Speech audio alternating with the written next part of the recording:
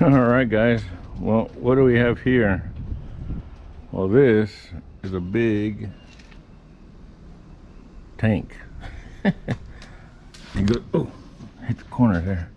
Sorry about that. It goes onto a flatbed of sorts. Customer wants me to cut out and make a new access for that pump, but at the back of this tank. Currently their access port is right up here in front.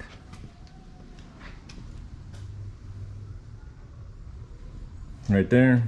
And so customer dropped off some fittings, which I'm not too happy with, that he wants me to weld on.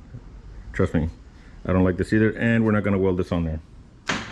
But he did bring an elbow, which we're going to use, so that'll be fine. So what we decided to do is we looked for a pipe. Where'd it go? It's on the other side, of course. He got the pipe, and he got the 2-inch fitting and pipe dope, all that stuff. Anyway, what we're going to do is we're going to cut out a hole on the bottom of this, right in this area here, and I have to cut this brace out of there, and I got to notch this brace in there. I ended up finding an electrical conduit style coupling that we're going to use. Hopefully it works. It's a, I don't know that it's tapered thread, but we're going to try and weld it up, put it in there, take off this galvanizing. And one of the things that of course he was concerned with, because that's the original one, where's it at? Somewhere there, and that can't be used because he's putting this on a new truck. Now when I started looking under here, I was thinking, wait a minute, this is used. What goes in this thing? Well, it's a tar, a paving company. And I thought, oh man, I don't want to have to cut into this thing because all the tar and junk's going to be at the bottom. He said, no, this thing hasn't been used. And I'm sitting here looking at this bed like, no, it has been used. But let me climb up here. Customer was, straightforward with me, and he wasn't lying. He said this tank has never been used, and sure enough, I'll look in it.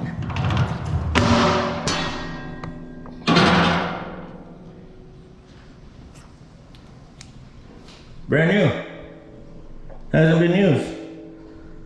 So, yay for me. So it's I guess you can't see, but somewhere back in that area is where I'm going to be making that cut to have the drain come out the back side of this tank. So that made me really excited because I was really concerned. I didn't want to have any type of fumes or any concerns with this thing blowing up or catching fire. It's not what I need. So stick around for a moment. It's a rather simple job, so it'll be rather quick, but anyway, stick around. We'll get this knocked out.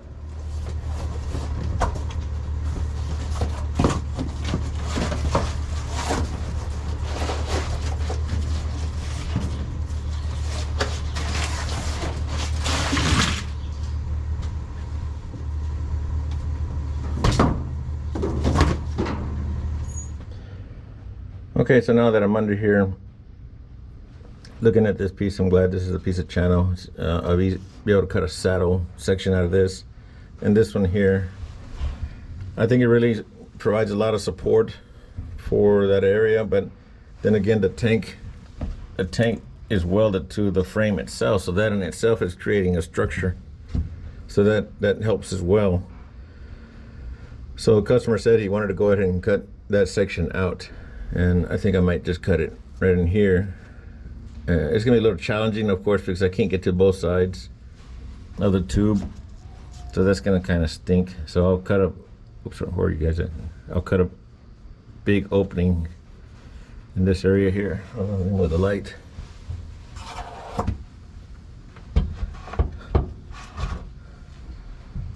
I'll cut a big opening here that'll allow me to run the plasma cutter in a horizontal fashion, so it cuts this loose. And these welds, I hope that these can fold back and forth. Hopefully they can fold and break off. I don't know. It's not gonna be fun, but again, that's why they call it work. So let me see where I can set you guys down so you can kind of see what I'm doing. Okay, on second thought, what I'm gonna do is I'm gonna try and cut an arch in here and see if I can cut some clearance first before I completely cut this loose. So, you know, if it doesn't work, well then I'll just continue cutting it like I initially mentioned, but for now I'll go ahead and see if I can save myself a little headache.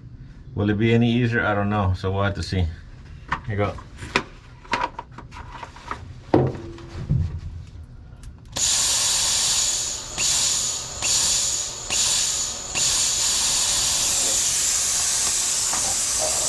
Really?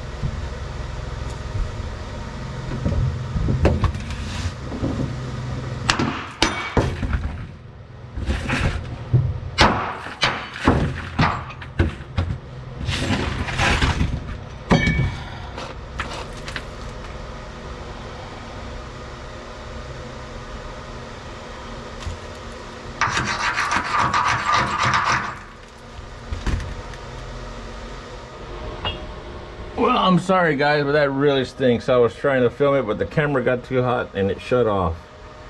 Of course. So, anyway, what I was doing here, I was trying to show at least, is that I was using the plasma cutter, but in the backwards direction. And it took a lot of time and a lot of patience because the plasma arc wanted to shut off because it wasn't getting enough, you know, sensitivity to maintain the arc.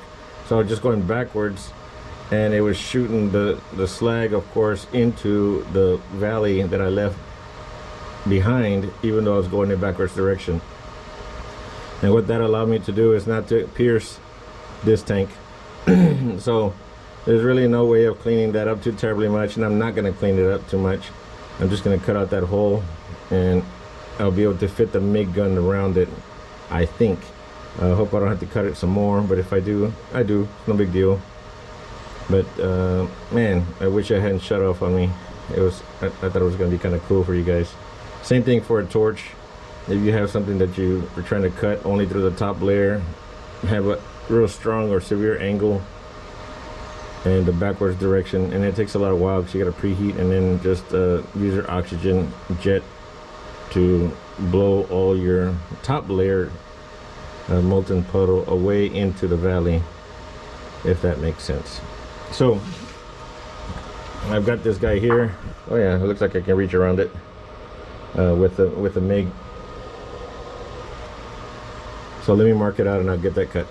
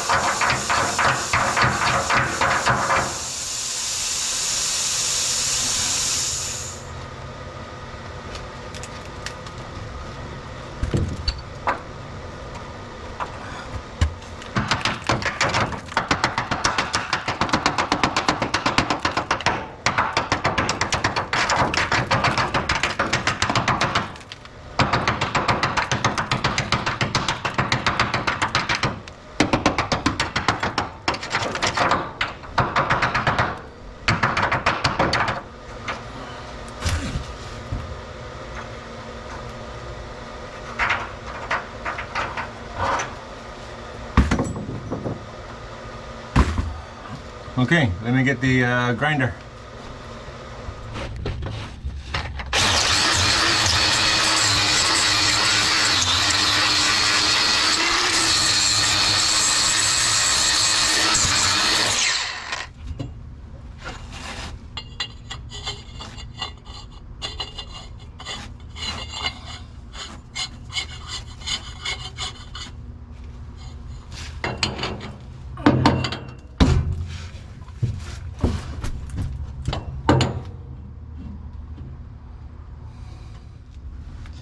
Okay, so I was noticing that if I put all these, if I weld this together this way, there's not going to be enough clearance for this to spin around this area, so I'm going to have to go ahead and assemble this all as one piece and then install it and weld it.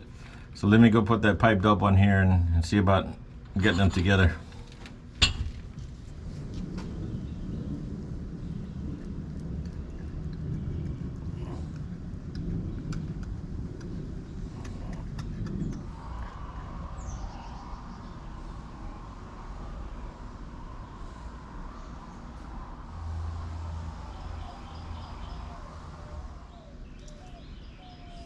Dijon mustard or hot mustard. Ooh, man, that's even better.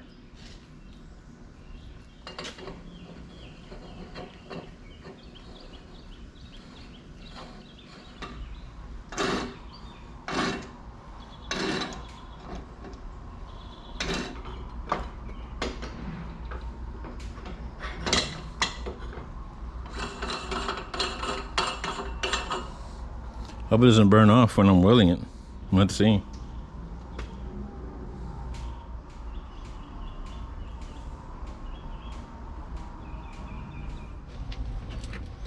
Okay, so as you saw there, I got this put together and I ended up getting the galvanizing off. It was a very thin layer. I don't know what type of coating that's called, but very thin, not too bad.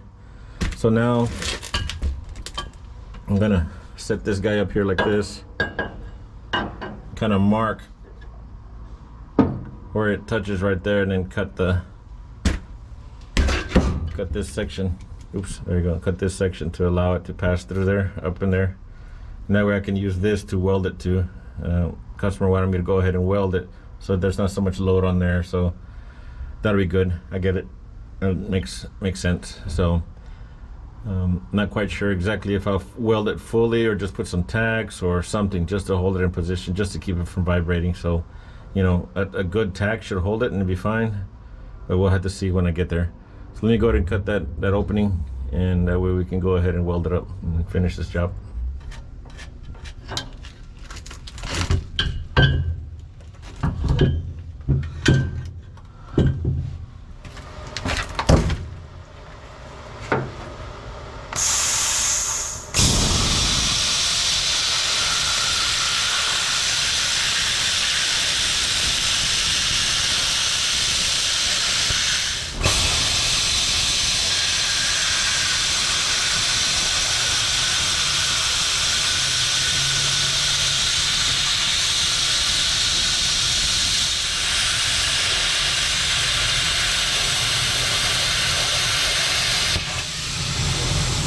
Boy, that's hot.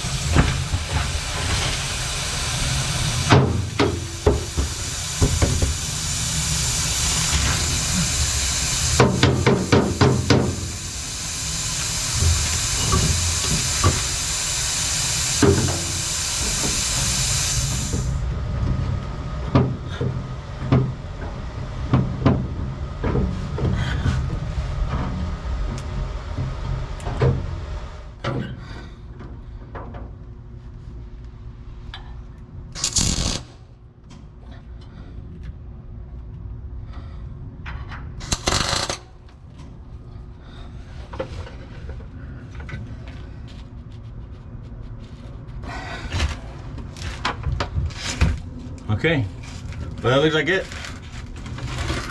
I'm gonna try and weld it around. I'm gonna be doing a pull section, just on off.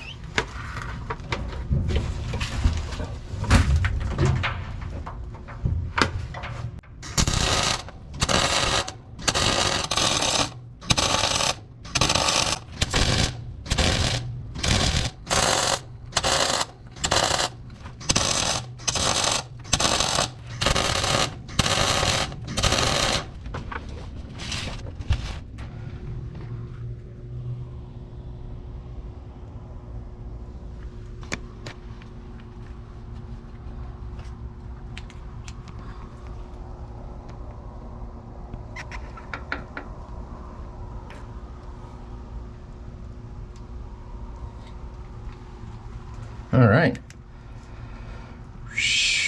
Well, that was interesting. Well, cool. I think that'll do it. Actually, I may put some tacks to hold the edges here onto there. And I'm not gonna be able to get the paint off of it, so it's gonna be kind of sputtery and nasty, but it'll burn through eventually. And it'll create a tack just to kind of make the tank now part of the structure of holding this part of the tube together. Let me do that right quick before we finish up.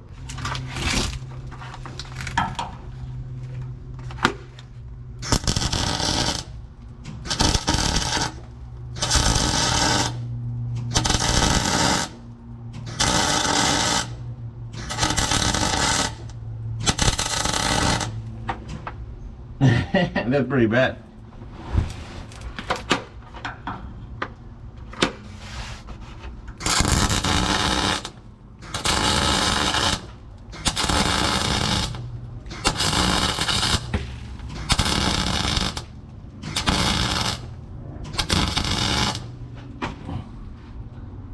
Here's one of those occasions where I should have, what's the saying go, leave well enough alone. I made a mess. It's horrible. It's horrible. Those lots of bubbles. Didn't like burning through the paint.